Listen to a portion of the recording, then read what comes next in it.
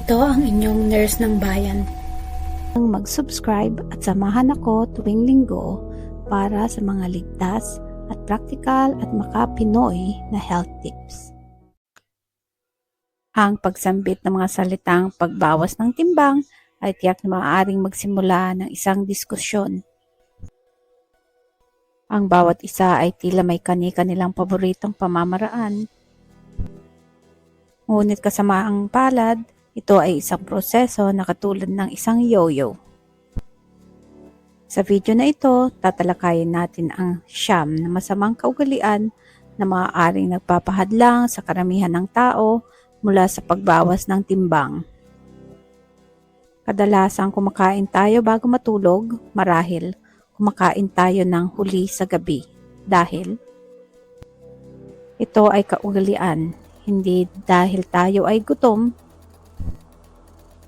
Kung susubaybayan mo ang lahat ng iyong kinakain bago matulog sa loob ng isang linggo, maaaring mapansin mo ang isang pattern. Malamang ikaw ay kumakain ng pagkaing matamis o mataas sa calorie. Kung nararamdaman na kailangan kumain ng kahit ano sa gabi, subukan kumain ng isang prutas.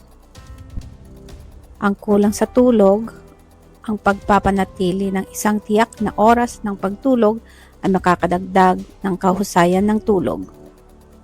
Kung wala kang tiyak na oras para sa matulog, maaaring magulo ang kemya ng iyong katawan.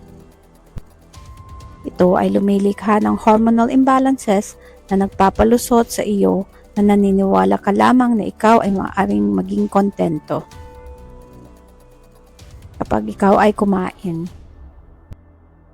Ang kumakain habang abala, paghiga sa sofa para manood ng TV, pagkatapos ng isang mahabang araw na pagpapahinga. Di kalaunan ay magsisimula ka ng kumain kahit hindi na binibigyang atensyon ang kinakain.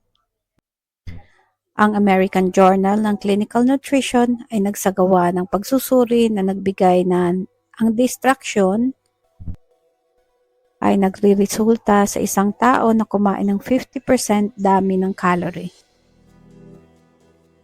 Siguraduhin lang na sa susunod na umupo ka at kasama mo ang laptop na ang mga snacks ay huwag mo dalhin at kainin. Ang stress at pag-aalala.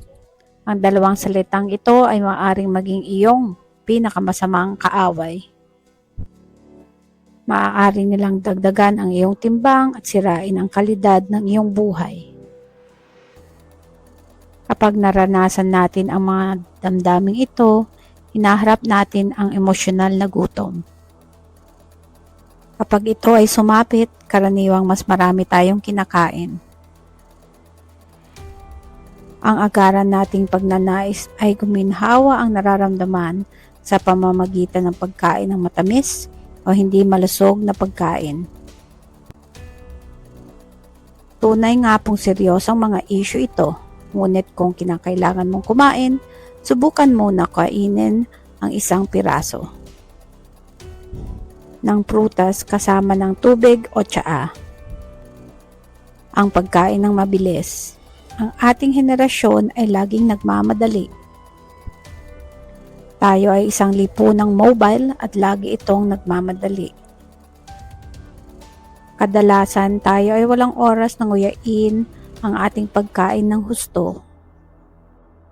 Kung ginagawa natin ito, mas mararamdaman natin ang kabusugan. Karaniwang tumatagal ng 20 minuto ang pagkain kung dahan-dahan mong ngunguyain ang bawat kagat. Kung walang ginagawa, kapag tayo ay nanirahan sa kanlurang hilaga, ay sumakay tayo ng mga kabayo. At laging maglakad nang di tayo maging biktima ng walang ginagawa. Ang walang ginagawa ay isa sa mga pangunahing salik sa pandaigdigang epidemya ng sobrang katabaan. Kung tayo ay umupo tapos kakain, ang taba ay unti-unting lumalaganap sa paligid ng ating mga gitnang bahagi at hindi tayo masyadong handang makilahok sa aktibidad na pisikal. Itakda itong layunin na iwasan ang labis na katamaran at magagawa mong mabawasan ang mga pounds na iyon ng mas madali. Mahalaga pa rin na magkaroon ng almusal kung hindi tayo makakakuha ng kahit ano sa umaga, sa paglabas ng bahay, papunta sa trabaho o paaralan. Maaaring ikaw ay tuluyang hindi kumain ng almusal. Karamihan ng mga dietitian at profesional sa pangangalagang pangkalusugan ay sumasang-ayon na ang almusal ay ang pinakamahalagang kainan. Pagkain ng araw. Ang pagkain natin sa umaga ay nagpapabilis sa ating metabolismo. At kapag ang switch na iyon ay binuksan, karaniwang nananatili itong nakabukas sa buong araw. Kapag walang maayos na rate ng metabolismo, halos imposible ang pagkakasunog ng mga calorie. Ang unang pagkain mo sa araw ay dapat maglaman ng protina at isang maliit na bahagi ng malusog na taba. Kasama rin dapat ang mga complex na carbohydrates. Ang labis na asin at pag-akumula ng asin ay hindi maganda para sa iyo. Iyong timbang, maaari niya itong magdulot ng pag-retain ng likido. Kapag maraming likido, maaari magkaroon ito ng negatibong epekto sa iyong presyon ng dugo. Kung ang lasa ang hinahanap mo, subukan ng iba't ibang paraan para bigyan ng lasa ang pagkain. Ang hindi sapat na pag-inom ng likido, ang ating mga bato, kasama ang iba pang mga organo ay maaaring magdulot ng mga problema. Ang mga ito ay hindi nagtatrabaho ng maayos kapag kulang sa tubig. Isa sa mga dahilan, ang mga toxins ay maaaring mag-accumulate. Upang manatiling hydrated, inirekomenda ng mga eksperto na uminom ng hindi bababa sa 2 litrong tubig bawat araw. Ito ay magdudulot ng mas mabuting pagtanggal ng mga basura at maiwasan din ang labis na pag-accumulate ng mga likido. Isang paraan upang manatiling hydrated ay ang pag-inom ng tsaa o likas na mga katas. Ang pagkonsumo ng mga carbonated na inumin ay hindi magandang pinagmulan ng likido.